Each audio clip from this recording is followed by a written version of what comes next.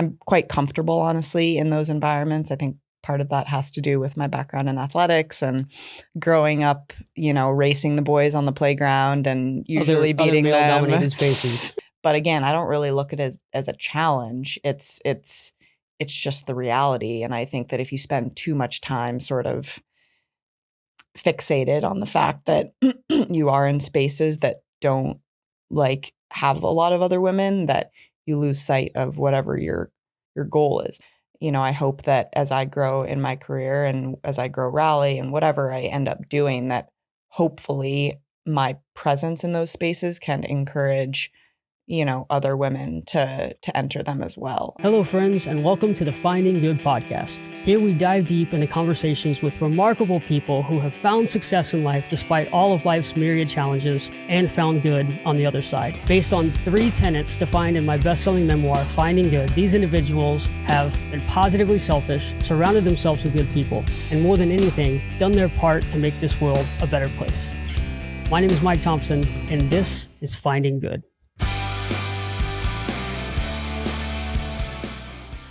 So without any further ado, Allison Morrison, welcome to the Finding Good podcast.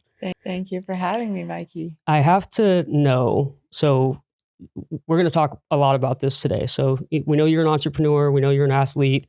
You are currently finishing your MBA at the University of Texas. You train nonstop.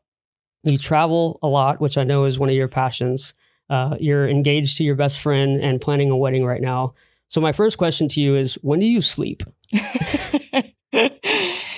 I do find time for that. I have to prioritize it, but yes, I do sleep, and I try to sleep 7 hours a night. It's amazing. 7 to 8 is like a non-negotiable. Otherwise, okay, I'm not going to actually get what I need to get done. We're going to get into the 3 tenets of finding good, starting with being positively selfish. But I just have to tell you that since I met you and we've become friends and we have our lunches together and, our little meetings where we talk about life and our shared goals, it's so fascinating to me that your energy just seems endless. And you are the perfect example of living that finding good mentality of those 3 tenets. But I want to learn more about what prompted you to found Ralli. What was the driving force behind creating Let's Ralli and bringing athletes together? Obviously, you have that athletic background, but why this and why now? Yeah, I mean, I think as I have become more involved in the endurance and fitness community in Austin, I saw a real need for something like this.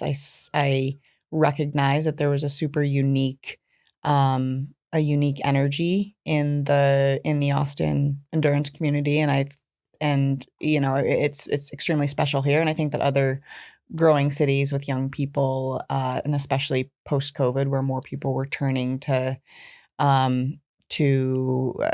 some form of sport as an outlet, that there was that sort of energy and environment was growing, and Ralli was a way to I think capture that energy a little bit, but also be a tool to connect people across the different parts of fitness communities, because it can be quite disparate. There's no denying that Austin has become one of the hubs of running, and you describe Ralli as being the run club hub. Yeah, I think one of the reasons why it's so popular is the post-COVID energy that people have. It kind of woke people up and helped people realize, wow, I could be living a more passionate, more adventure-filled life. But this isn't your full-time job. You work for Meta, and your role is currently in policy. Is that right? Yep. I work on the public policy team at Meta.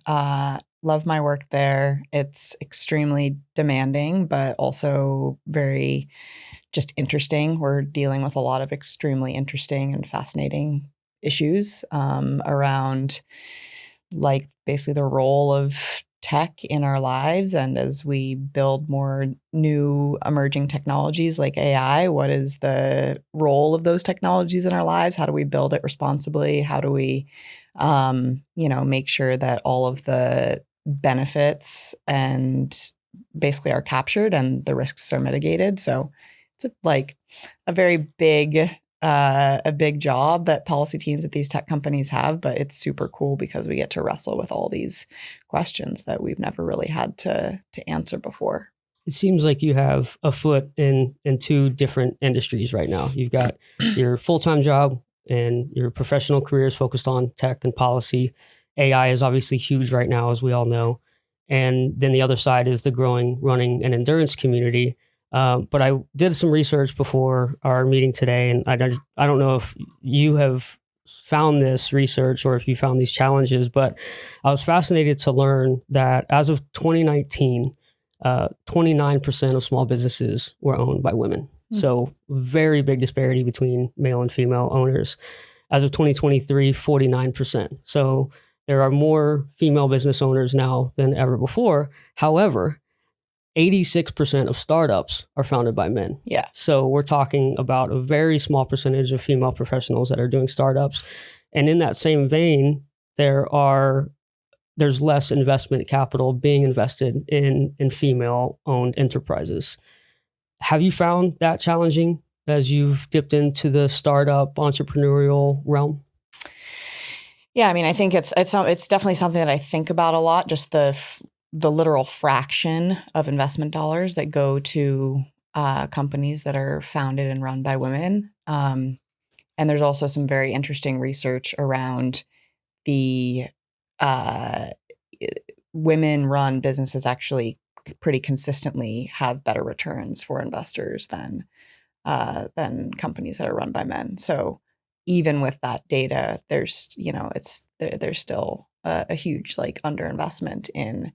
And I mean, part of that is that there just aren't there aren't many to choose from. And I think that part of that is a representation issue. Like a lot of women look at the companies that are successful and growing and being founded, and they are all run by men. And so maybe they don't think that they're entering into a system that is basically conducive to their success. But other than representation, and I definitely I think I have struggled with finding female mentors. That's been a challenge for me. I have a lot more male mentors, but other than that, I don't think that it really feels like a challenge to be around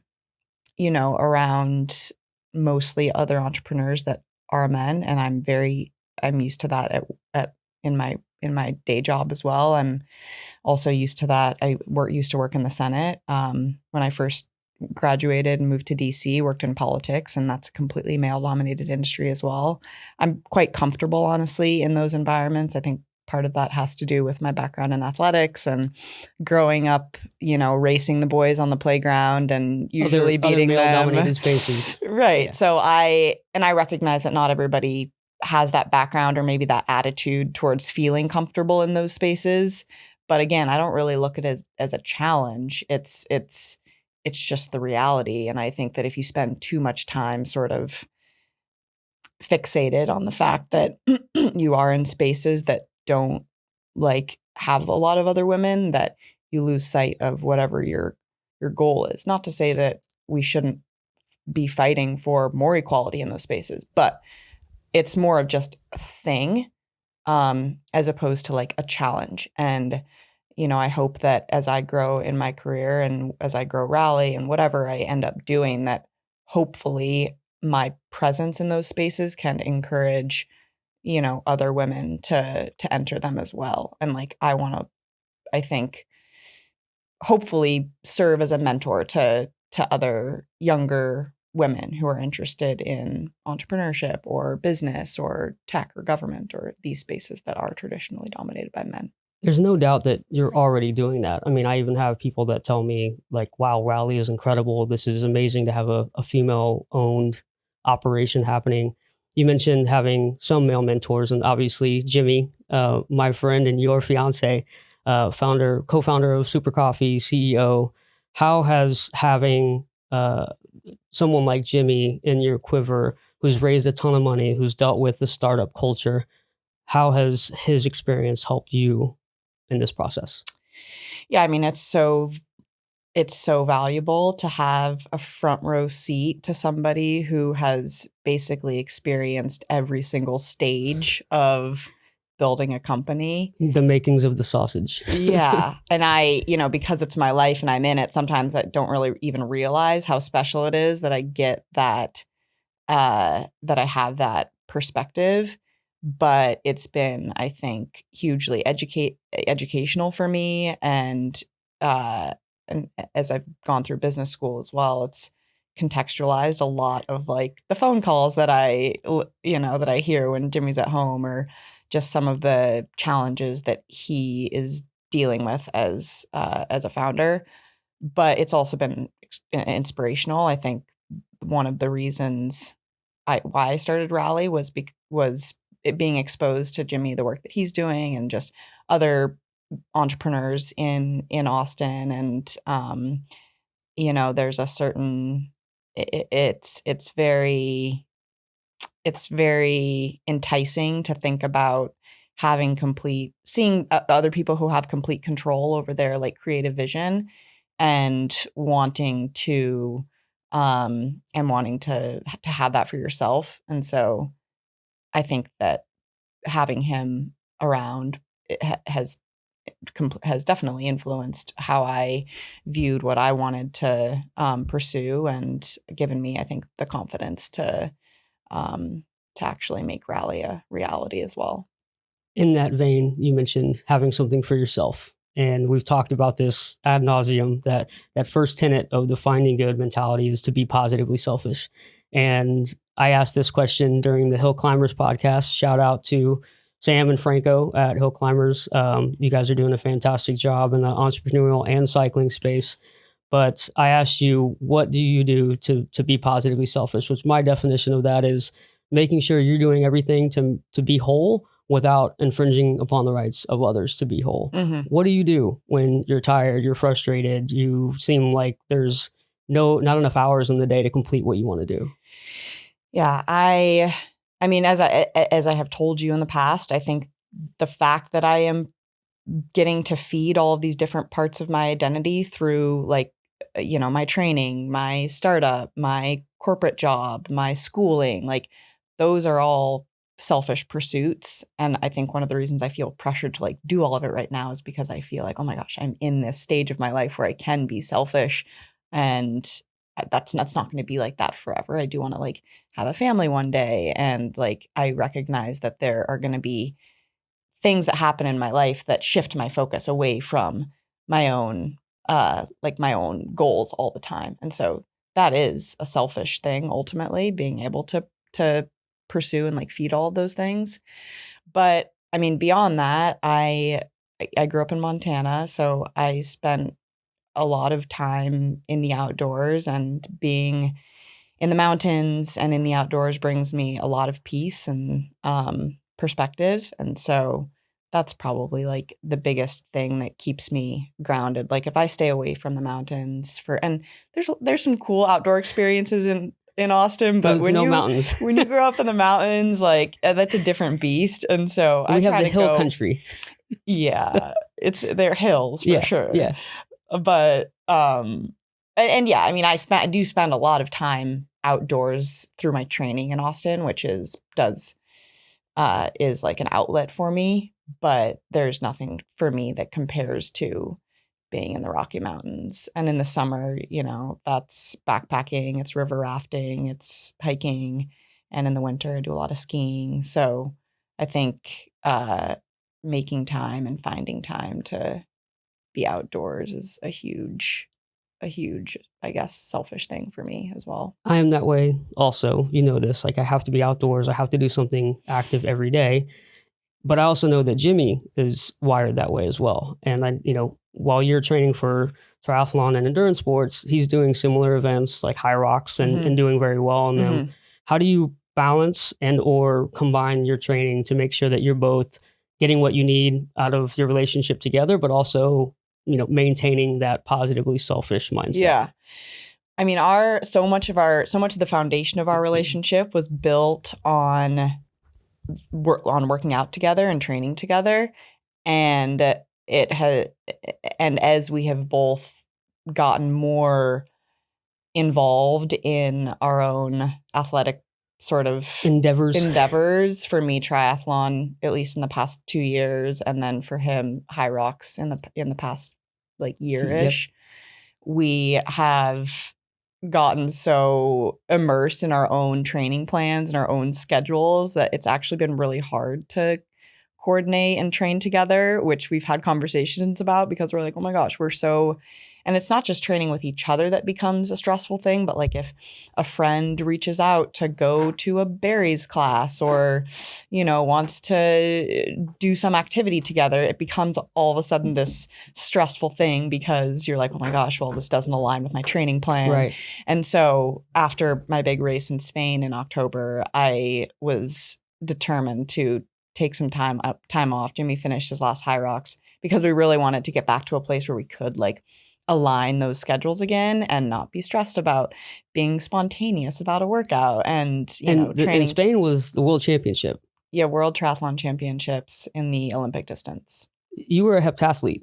Heptathlete in college, yeah. And then you transitioned to endurance sports. Like, did you ever envision being an elite triathlete going to the world championships in Europe? No, absolutely not. I mean, I don't think I had ever run more than 2 or 3 miles until I was like 25. So it's obvious that there are some parallels with some other elite professional athletes.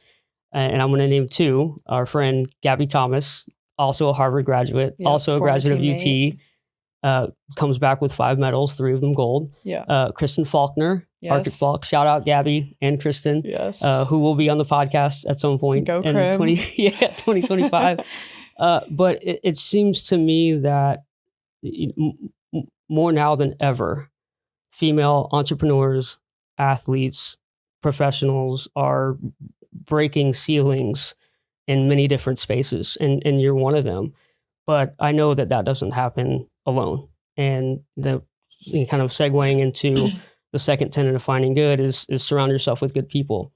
And I want to highlight and not diminish at all the success of Super Coffee and what Jimmy has done, but he's also had his brothers who are very like-minded, Jake and Jordan, very hardworking.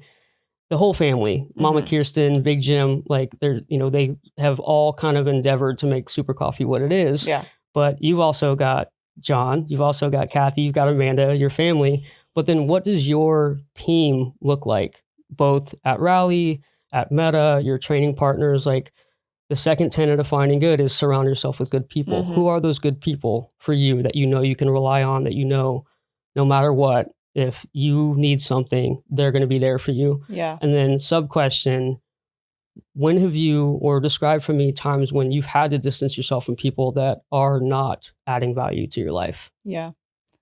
That's a good question. Hard question. We can first start with the good people. Yeah, my Ralli team is very small right now. It's just me and my technical co-founder, Thomas, who's amazing. Thomas, shout out Thomas. Yeah, shout out Thomas. The algorithm genius. Building our like entire app, and he's not a mobile app developer, so he's really learning as he goes, which has been amazing to watch. And I'm just so grateful that he's along for the ride. He's like his background is like he's a data engineer, so he has a technical background and he's having to knows how to code, but he are. hasn't like built a full mobile app like this before. Right. And it's like it looks amazing. So I'm like, for this being your first mobile app is incredible. But yeah, I mean, I hope that, and I want to be intentional about keeping the team lean and small so that we can move fast, we can make fast decisions, we can maintain sort of creative control over the app and the experience. But yeah, I do want to continue to add people to that team that are, more people to bounce ideas off and to sort of just diversify the experience and everything. Where are you with Ralli right now? What's happening with the business? We are about, actually maybe today, pushing our beta version to test flight. Yeah. And we'll beta test for a couple of weeks and then launch in probably early January on the App Store. So okay. And we're very excited. We're trying to capitalize. I mean, there's people run all year round in Austin, but because of the weather, there is sort of this very small window where a lot of people are running, and that is, around the Austin Marathon and Half Marathon in February, the Austin International Half Marathon in January. So I want there, and when we launched the website last year, it was right around this time as well. So we were able to sort of harness a lot of that energy, January, February, March, cooler months, more people running. And so I want to be able to do that again with the app launch. So that's the goal there. And for those of you listening and watching, wherever you may be, we are recording this in mid-December. This will launch on January 9th. So by the time that you're listening to this right now, we will both have launched our respective businesses, and Yes. Ralli will hopefully be gaining momentum and getting more and more users, and hopefully on that path to acquisition. I'm assuming that's what every startup founder wants. Yeah. Is that your plan? I think eventually it would be awesome to partner with some bigger like fitness app or fitness company. But I really want to focus on making this just as valuable a tool as possible for, at first the fitness community in Austin, and I think eventually other young and growing active cities. But I want to stay focused on Austin first, and ideally, like everyone who is sort of in the running community in Austin knows what Ralli is. They're on Ralli. Every run club is on Ralli and using it as a tool to communicate with their members. Do you know, I mean, I'm sure you do. How many users, how many impressions are you making right now as you get in, you're going through the startup So phase? when we launched the web version about a year ago, we launched a grassroots sort of marketing campaign to build awareness of the app in the Austin community, and we have around 1,000 users, and we got those in the first few months. It's incredible. Of the launch last year, and all of those users will maintain their accounts that was like one of the actually more difficult technical things, was to like maintain the database from the old website to the new app. But I was like, I don't want to lose all of these people that created accounts on the website. And so those will be basically our first users on the app as well. But I do think that one of the main reasons we built the app was to be more scalable. And so hopefully that number will grow. What is, we've talked about Ralli a few times now, but I don't want to miss the opportunity to explain what you saw in the market that was missing and how Ralli solves that problem. Yeah. Give us the elevator pitch. What is Ralli and why?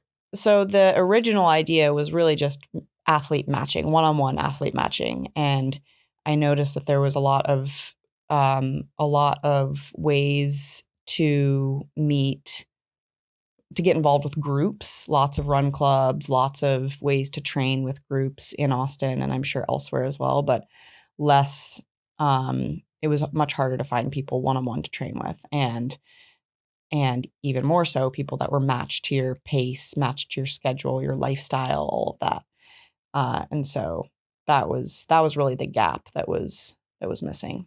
You've done a phenomenal job, and it's clear that the Run Club Hub was needed. I think there's dozens of run clubs in Austin now. Right. And that's a new addition. I think one of the challenges we were seeing with the website was, okay, people create an account, they maybe match with one or two people, and then once they find a couple training partners, they don't really have a reason to come back to the app. And so we needed to make it more sticky. And, there's obviously this swell of run clubs, and the communication is very dispersed. There's no centralized hub, centralized platform where you can go and get all the updates from the run clubs that you care about. And right now people use Instagram, email, WhatsApp, Slack. Like there's no centralized platform. And so I think that someone's going to build that, and we already had some infrastructure, and so that was kind of the light bulb. Oh, this is how we can make this more of a social experience and something that keeps people coming back to the platform because they're going to be needing updates about, their run clubs from week to week. You mentioned earlier it's important for you to be a mentor to other founders and entrepreneurs, but especially female entrepreneurs. Have you had experience with that, with young female entrepreneurs, athletes, academics coming to you for advice and guidance already? A little bit. I mean, I think that my mentorship is I just like to be friends with people. And so it's more of I have definitely like befriended entrepreneurs and athletes and women who are a bit younger than me. I mean, I don't think that age has a ton to do with mentorship. I think you Agreed. can mentor Yeah, it's all about people. experience. Yeah. And experience, but also just, what do you what do you have to offer another person, and sort of like where do you, I guess, like complete each other. I think that a lot of people who maybe consider me mentors, I actually learn a lot from them as well, and could even consider them mentors in some Yep. It's some a aspects. mutual So yeah, relationship. yeah, and I think that those mutual, where you have a relationship where both people are maybe relying on each other for different things, or and learning equally from each other, are the most fulfilling sort of relationship. So The perfect time now, I think, to talk about your impact in making the world a better place. And I think you truly embody that third tenet of finding good that I've defined as leave the world better than you found it. In addition to mentorship, in addition to creating this run club hub that is leveraging increasing popularity of social media and running, individuals endeavoring to be the best version of themselves, you're also involved with SAFE. Tell us a little bit about the SAFE organization. yeah, SAFE is an amazing organization in Austin. They they provide services for mostly women and children, and advocate for children who are escaping like abusive homes. SAFE is an acronym? Yes, Stop Abuse for Everyone, I think. Yeah, and they The word SAFE is a perfect yeah, acronym. I yeah, mean, like, we want safety in, people that are less fortunate than you and I have been. right, and just like the most basic, I think, feeling Right. like having safety is Yeah. obviously It's one of the most it's basic always impressive to fundamental me. rights. Absolutely. It's always impressive to me when somebody and it's gonna sound like I'm blowing smoke, but I promise I'm not. You know that I absolutely adore you as a human being and a friend, but I can't stress enough how impressive it is when people have become successful in numerous spaces. Your ability to pursue academic endeavors through school, through Harvard and now UT, professional endeavors at Meta and now a startup and a founder, athletic endeavors, transitioning from being a heptathlete to a elite world-class champion triathlete, and yet you still find time to not only sleep and be selfish, but to also leave the world better than you found it. And I've always admired athletes who have reached the pinnacle of performance in whatever it is, whether they're Super Bowl winners, World Series winners, gold medalists in the Olympics, or in your case, world champion triathletes. Why? World champion might be a little strong. You made it to the world championship. Having been to Kona in my unique pathway, I consider myself an Ironman world champion because I completed the Ironman world championship. Didn't win my age group, but who cares? I beat myself.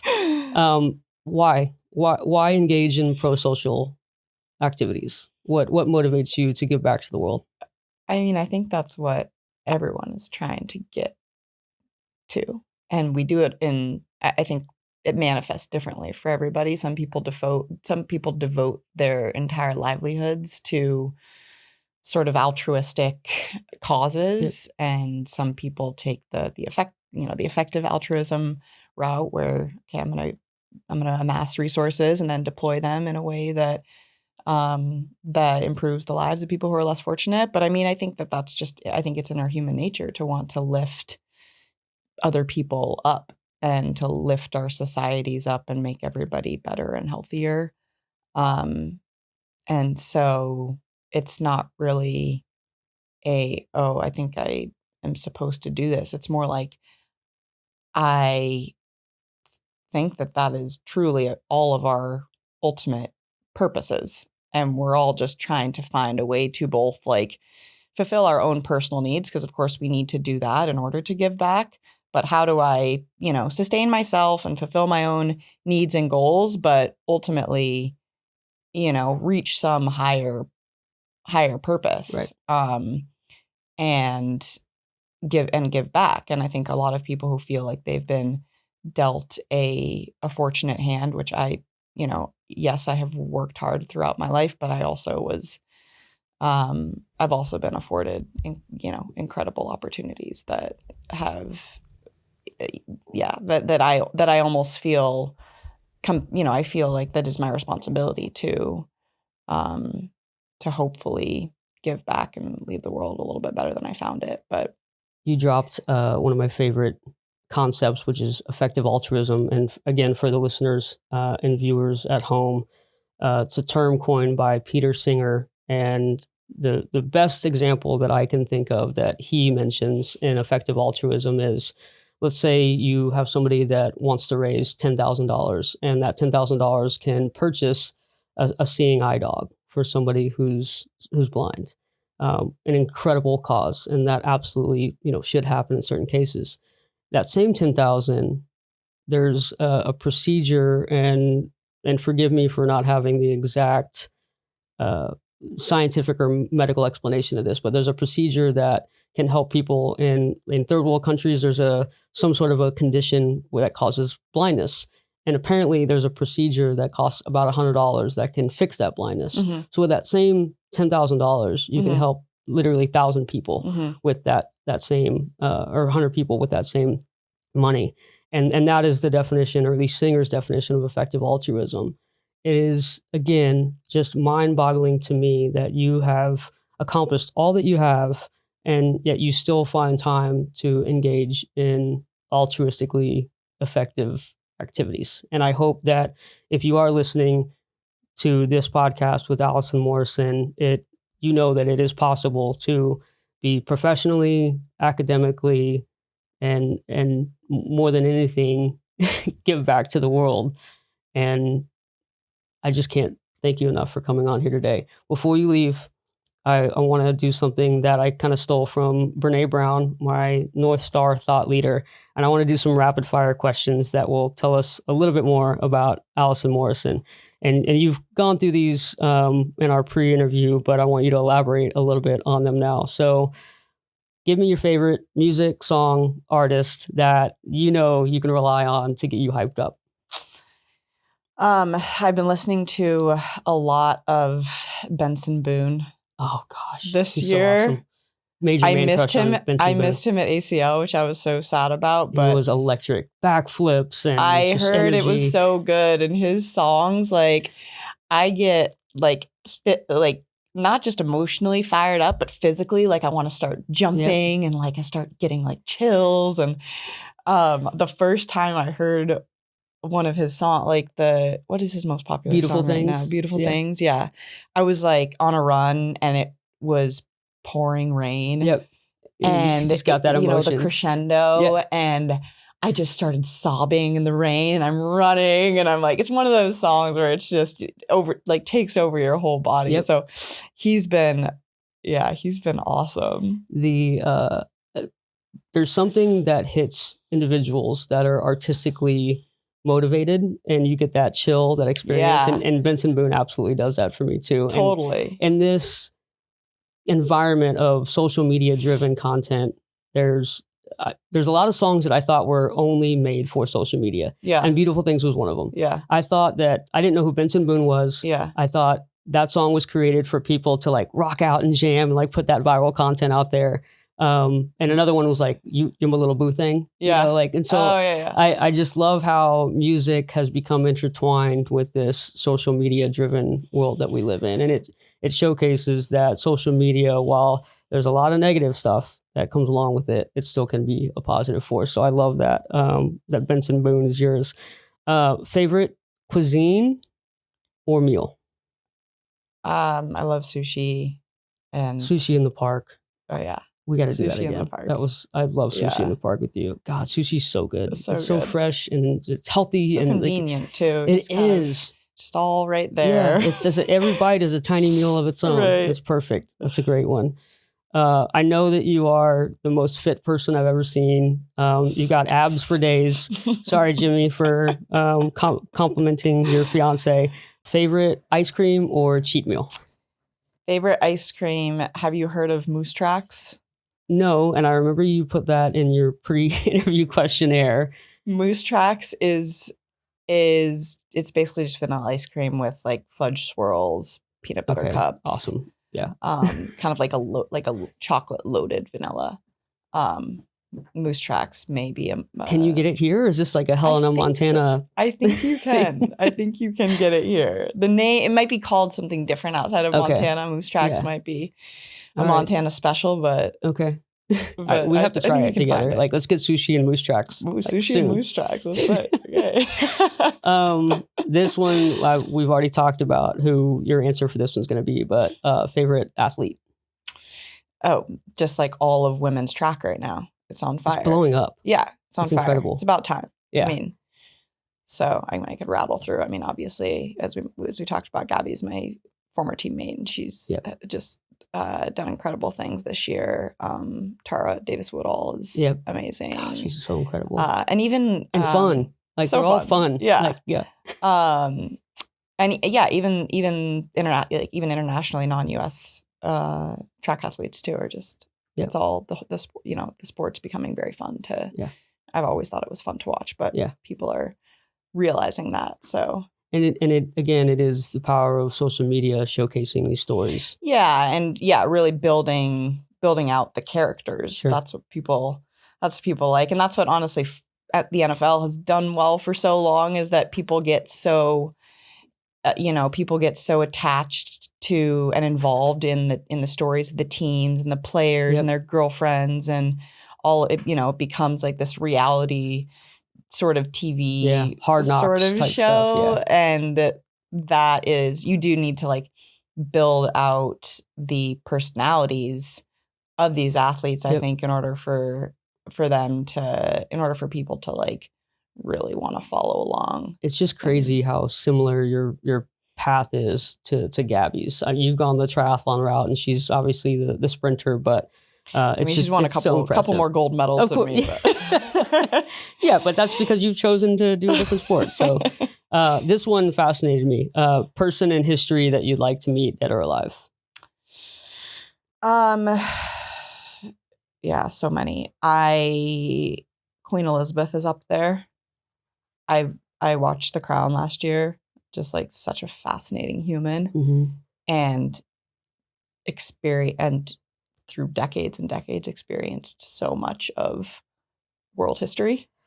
Gosh, I mean, she was alive had the experience of being a extremely powerful sort of head of state as a woman as we talked about, lots of male dominated spaces. So I think it would be fascinating to hear. The royals. My sister Amanda has always been very fascinated with the royals, and growing up, my mom, I can remember when Princess Di tragically died, and the emotion that was felt by even us in America of somebody who became that, and Queen Elizabeth, just to your point of like living through World War II, and just so much, it's just and incredible.